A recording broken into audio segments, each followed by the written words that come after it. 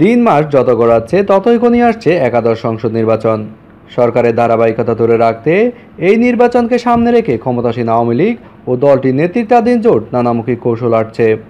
একাদশ নির্বাচন 5 জানুয়ারির মতো হবে না, নির্বাচন কঠিন হবে, প্রধানমন্ত্রী শেখ হাসিনার এই বার্তাকে নিয়ে মাঠে সক্রিয় আওয়ামী লীগের সম্ভাব্য প্রার্থীরা। আবার এই সরকারকে হটিয়ে ক্ষমতায় ফিরতে মরিয়া বিএনপি সহ দলটির মিত্ররা।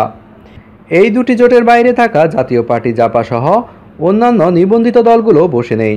বিশেষ করে 5 জানুয়ারি নির্বাচন বর্জনকারী ডানপন্থী বামপন্থী অন্য দলগুলো সমমনাদের নিয়ে পৃথক বলয় গড়তে তৎপর হয়ে উঠেছে। নির্বাচনী মাঠে খেলোয়াড় দলগুলো এরকম নানা কৌশলের পাশাপাশি রাজনৈতিক অঙ্গন সহ অন্দরমহলে ঘরোয়া আলোচনায় শোনা যাচ্ছে নানা ফর্মুলা ও তথ্যের কথা। নির্বাচনকে ঘিরে নানা ষড়যন্ত্রের শঙ্কা করছে ক্ষমতাসীন আওয়ামী লীগ। বিএনপি চেয়ারপারসন বেগম খালেদা জিয়া অন্তত 2 মাসের সফরে গত 15 জুলাই লন্ডনে যাওয়ার পর রাজনৈতিক বাতাসে নতুন করে যুক্ত হয় এই ষড়যন্ত্র তথ্য।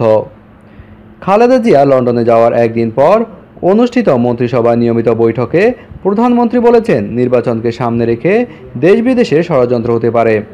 ষড়যন্ত্রে ভীত না হয়ে চোখ কান খোলা রেখে নিজেদের উন্নয়ন পরিকল্পনা নিয়ে সামনে এগিয়ে যেতে তিনি দল ও জোটের নেতাদের পরামর্শ দেন। ওই মন্ত্রিসভার বৈঠকের পরেও কমপক্ষে আরও 2 বার 2টি অনুষ্ঠানে প্রধানমন্ত্রী ওই ষড়যন্ত্রের আশঙ্কা ব্যক্ত করেছেন। তখন থেকেই নির্বাচন কেন্দ্রিক নানা সমীকরণ তথ্য ডালফালা মেলে। নির্বাচনকে ঘিরে একদিকে রাজনৈতিক দলগুলো নানা কৌশল আর প্রস্তুতির মাঝে সর্বত্র নতুন করে ভাবনার খোরাক আর সংবিধানের ষোড়শ সংশোধনী বাতিলের রায়, এর সঙ্গে আপিল বিভাগের পর্যবেক্ষণ। রাজনীতির অলিগলি সহ সাধারণ মানুষের আলোচনায় কান পাতলে শোনা যায় আপিল বিভাগের এই পর্যবেক্ষণ নিয়ে নানামুখী পর্যালোচনা আর বিশ্লেষণ। নির্বাচনকে ঘিরে রাজনীতির মাঠে এরকম নানা কথাবার্তা আর জল্পনা কল্পনার বিষয়ে বিশিষ্ট ইতিহাসবিদ ও রাজনৈতিক বিশ্লেষক অধ্যাপক সৈয়দ আনোয়ার হোসেন গতকাল বলেন, বাংলাদেশের রাজনীতিতে সবসময় ষড়যন্ত্রের গন্ধ পাওয়া যায়। বিশেষ করে ক্ষমতাসীনরা সবসময় বিরোধী পক্ষের বিরুদ্ধে একরকম ষড়যন্ত্রের অভিযোগ আনেন। তাছাড়া প্রতিটি নির্বাচনের আগে কম বেশি নানা তথ্য বা ফর্মুলার কথা আমরা শুনতে পাই, যেগুলোর বেশিরভাগ শেষ পর্যন্ত গুজবে পরিণত হয়। আবার কখনো কখনো বাস্তবেও আমরা তার প্রতিফলন দেখেছি। তিনি বলেন, তবে সংবিধানের ষোড়শ সংশোধনী বাতিলের রায় ও আপিল বিভাগের পর্যবেক্ষণের সঙ্গে রাজনীতির এসব ভিন্ন তথ্যের সম্পর্ক নেই। এদিকে নির্বাচনে অংশগ্রহণ করা না করা বিষয়টি বিএনপি আনুষ্ঠানিকভাবে খোলাসা না করলেও ভেতরে ভেতরে নির্বাচনের প্রস্তুতি নিচ্ছে দলটি। নির্বাচনকালীন সহায়ক সরকার ব্যবস্থা দাবি আদায়ের আন্দোলন সহ নানা কৌশল গ্রহণে পাশাপাশি নির্বাচনের দলে ও জোটের সম্ভাব্য প্রার্থী তালিকাও যাচাই বাছাই করছে বিএনপি।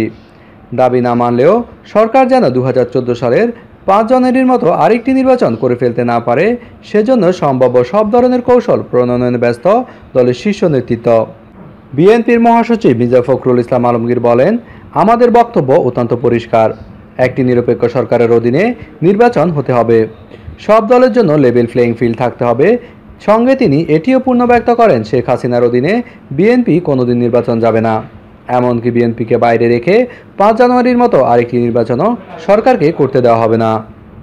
খালেদা জিয়া লন্ডন থেকে দেশে ফিরে নির্বাচনকালীন সহায়ক সরকারের রূপরেখা উপস্থাপন করবেন। বিএনপির পক্ষ থেকে এ কথা বলার মধ্যে ষোড়শ সংশোধনী বাতিলের রায় ও আদালতের পর্যবেক্ষণের পর দলটির মহাসচিব মির্জা ফখরুল বলেছেন, আদালতের এই রায় ও পর্যবেক্ষণের পর এই সরকারের ক্ষমতায় থাকার আর কোনো নৈতিক অধিকার নেই। সরকারের উচিত অবিলম্বে পদত্যাগ করে নিরপেক্ষ সহায়ক সরকারের অধীনে নির্বাচন দেওয়া।